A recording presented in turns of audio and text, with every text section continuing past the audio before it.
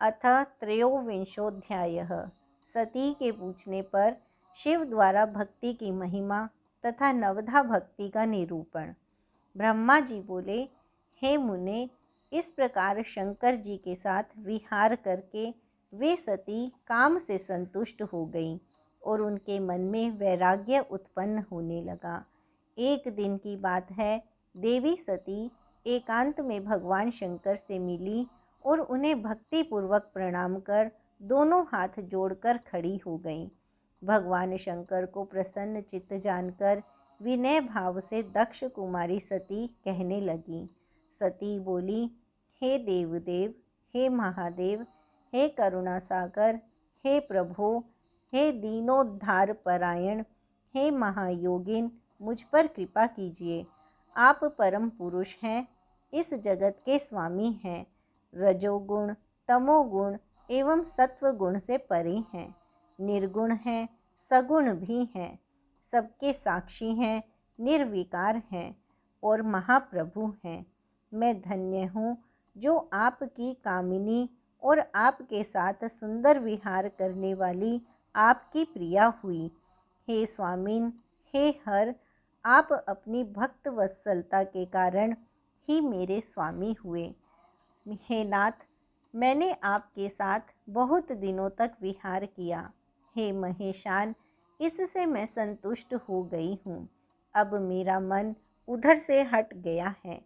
हे देवेश, अब मैं परम तत्व का ज्ञान प्राप्त करना चाहती हूँ, जो सुख प्रदान करने वाला है, तथा हे हर, जिसको जान लेने पर समस्त जीव संसार दुख से अनायास ही उद्धार प्राप्त कर लेते हैं। हे नाथ, जिस कर्म का अनुष्ठान करके विषयी जीव भी परम पद को प्राप्त कर लेता है तथा पुनः संसार बंधन में नहीं पड़ता है, उस परम तत्व को आप बताइए, मुझ पर कृपा कीजिए। ब्रह्मा जी बोले, हे मुने, इस प्रकार आदिशक्ति महेश्वरी सती ने केवल जीवों के उद्धार के लिए उत्तम भक्ति भाव से भगवान शंकर से इस प्रकार पूछा। तब इसे सुनकर स्वेच्छा से शरीर धारण करने वाले तथा योग के द्वारा भोग से विरक्त चित्त वाले स्वामी शिवजी अत्यंत प्रसन्न होकर सती से कहने लगे। शिवजी बोले, हे देवी, हे दक्ष नंदिनी, हे महेश्वरी, सुनो, मैं उस परम तत्व का वर्णन करता हूँ, जिससे वासनाबद्ध जीव तत्काल मुक्त हो जाता है। हे सती, तुम विज्ञान को परम तत्व जानो। विज्ञान वह है जिसके उदय होने पर मैं ब्रह्म हूँ ऐसा दृढ़ निश्चय हो जाता है। ब्रह्म के सिवा दूसरी किसी वस्तु का स्मरण नहीं रहता तथा उस विज्ञानी पुरुष की बुद्धि सर्वथा शुद्ध हो जाती है। हे प्रिय, वह विज्ञान दुर्लभ है। त्रिलोकी में उसका ज्ञाता कोई विरला ही होता है। वह जो और जैसा भी है सदा मेरा स्वरूप ही है, साक्षात परात्पर ब्रह्म है। इस प्रकार के विज्ञान की माता केवल मेरी भक्ति है, जो भोग और मोक्ष रूप फल प्रदान करती है। वह मेरी कृपा से सुलभ होती है। वह भक्ति 9 प्रकार की कही गई है। हे सती, भक्ति और ज्ञान में कोई भेद नहीं है। भक्त और ज्ञानी दोनों को ही सदा सुख प्राप्त होता है। भक्ति के विरोधी को विज्ञान की प्राप्ति नहीं होती। हे देवी, मैं सदा भक्त के अधीन रहता हूँ और भक्ति के प्रभाव से जातिहीन नीच मनुष्यों के घरों में भी चला जाता हूँ, इसमें संशय नहीं है। हे देवी, वह भक्ति 2 प्रकार की कही गई है, सगुण और निर्गुण। जो वैधि अर्थात शास्त्र विधि से प्रेरित और स्वाभाविकी भक्ति होती है, वह श्रेष्ठ है, और इससे भिन्न जो कामना मूलक भक्ति है, वह निम्न कोटि की कही गई है। सगुण और निर्गुण भक्ति, ये दोनों प्रकार की भक्तियाँ नैष्ठिकी और अनैष्ठिकी के भेद से 2 प्रकार की हो जाती हैं। नैष्ठिकी भक्ति 6 प्रकार वाली जाननी चाहिए और अनैष्ठिकी एक ही प्रकार की कही गई है। विद्वान पुरुष विहिता और अविहिता आदि भेद से उसे अनेक प्रकार की मानते हैं। इन द्विविध भक्तियों के बहुत से भेद प्रभेद होने के कारण इनके तत्व का अन्यत्र वर्णन किया गया है। हे प्रिय, मुनियों ने सगुण और निर्गुण दोनों भक्तियों के 9 अंग बताए हैं। हे दक्ष नंदिनी, मैं उन 9 अंगों का वर्णन करता हूँ, तुम प्रेम से सुनो। हे देवी, श्रवण, कीर्तन, स्मरण, सेवन, दास्य, अर्चन, सदा मेरा वंदन, सख्य और आत्मसमर्पण विद्वानों ने भक्ति के ये 9 अंग माने हैं। हे शिवे, इसके अतिरिक्त उस भक्ति के बहुत से उपांग भी कहे गए हैं। हे देवी, अब तुम मन लगाकर मेरी भक्ति के 9 अंगों के पृथक पृथक लक्षण सुनो, जो भोग तथा मोक्ष प्रदान करने वाले हैं। जो स्थिर आसन पर बैठकर तन मन आदि से मेरे कथा कीर्तन आदि का नित्य सम्मान करते हुए प्रसन्नता पूर्वक अपने श्रवण पुटों से उसका पान किया जाता है, उसे श्रवण कर कहते हैं। जो हृदयावकाश के द्वारा मेरे दिव्य जन्म एवं कर्मों का चिंतन करता हुआ प्रेम से वाणी द्वारा उनका उच्च स्वर से उच्चारण करता है, उसके इस भजन साधन को कीर्तन कहा जाता है। हे देवी, मुझ नित्य महेश्वर को सदा और सर्वत्र व्यापक जानकर संसार में निरंतर निर्भय रहने को स्मरण कहा गया है। यह निर्गुण स्मरण भक्ति है। अरुणोदय काल से प्रारंभ कर शयन पर्यंत तत्पर चित्त से निर्भय होकर भगवद विग्रह की सेवा करने को स्मरण कहा जाता है। यह सगुण स्मरण भक्ति है। हर समय सेव्य की अनुकूलता का ध्यान रखते हुए हृदय और इंद्रियों से जो निरंतर सेवा की जाती है, वही सेवन नामक भक्ति है। अपने को प्रभु का किंकर समझकर हृदयामृत के भोग से स्वामी का सदा प्रिय संपादन करना दास्य कहा गया है। अपने को सदा सेवक समझकर शास्त्रीय विधि से मुझ परमात्मा को सदा पाद्य आदि 16 उपचारों का जो समर्पण करता है, उसे अर्चन कहा जाता है।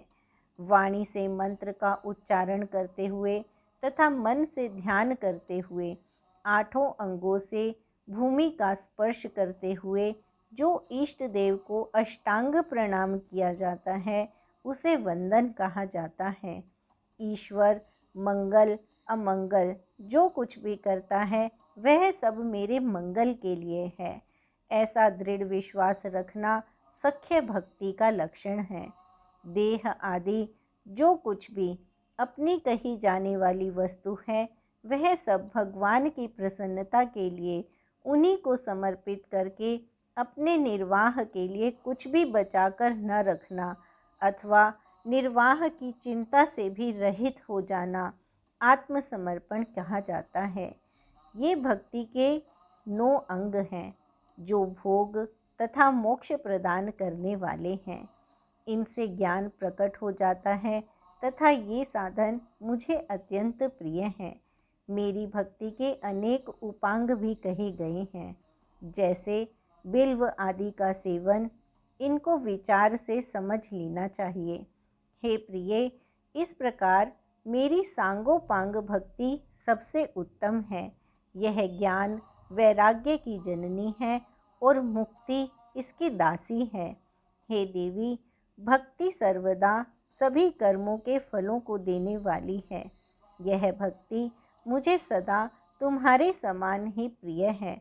जिसके चित्त में नित्य निरंतर यह भक्ति निवास करती है, वह मुझे अत्यंत प्रिय है। हे देवेशी, तीनों लोकों और चारों युगों में भक्ति के समान दूसरा कोई सुखदायक मार्ग नहीं है। कलयुग में तो यह विशेष सुखद एवं सुविधाजनक है, क्योंकि कलयुग में प्राय ज्ञान और वैराग्य दोनों ही ग्राहक के अभाव के कारण वृद्ध, उत्साह शून्य और जर्जर हो जाते हैं। परंतु भक्ति कलयुग में तथा अन्य सभी युगों में भी प्रत्यक्ष फल देने वाली है। भक्ति के प्रभाव से मैं सदा भक्त के वश में रहता हूँ, इसमें संदेह नहीं है। संसार में जो भक्तिमान पुरुष है उसकी मैं सदा सहायता करता हूँ और उसके कष्टों को दूर करता हूँ। उस भक्त का जो शत्रु होता है वह मेरे लिए दंडनीय है, इसमें संशय नहीं है। हे देवी, मैं अपने भक्तों का रक्षक हूँ। भक्त की रक्षा के लिए ही मैंने कुपित होकर अपने नेत्र जनित अग्नि से काल को भी भस्म कर डाला था। हे देवी, भक्त की रक्षा के लिए मैं पूर्व काल में सूर्य पर भी अत्यंत क्रोधित हो उठा था और मैंने त्रिशूल लेकर सूर्य को भी जीत लिया था। हे देवी, मैंने भक्त के लिए सैन्य सहित रावण को भी क्रोधपूर्वक त्याग दिया और उसके प्रति कोई पक्षपात नहीं किया। हे देवी, भक्तों के लिए ही मैंने कुमति से ग्रस्त व्यास को नंदी द्वारा दंड दिलाकर उन्हें काशी के बाहर निकाल दिया। हे देवेशी, बहुत कहने से क्या लाभ, मैं सदा ही भक्त के अधीन रहता हूँ और भक्ति करने वाले पुरुष के अत्यंत वश में हो जाता हूँ, इसमें संदेह नहीं है। ब्रह्मा जी बोले, नारद, इस प्रकार भक्ति का महत्व सुनकर दक्ष कन्या सती को बड़ा हर्ष हुआ और उन्होंने अत्यंत प्रसन्नतापूर्वक भगवान शिव को मन ही मन प्रणाम किया। हे मुने, देवी सती ने पुनः भक्ति विषयक शास्त्र के विषय में बड़े आदर पूर्वक पूछा, जो लोक में सुखदायक तथा जीवों के उद्धार का साधन है। हे मुने, उन्होंने यंत्र मंत्र शास्त्र, उनके महात्म्य तथा अन्य जीवोद्धारक धर्ममय साधनों के विषय में विशेष रूप से जानने की इच्छा प्रकट की। सती के इस प्रश्न को सुनकर शंकर जी के मन में बड़ी प्रसन्नता हुई।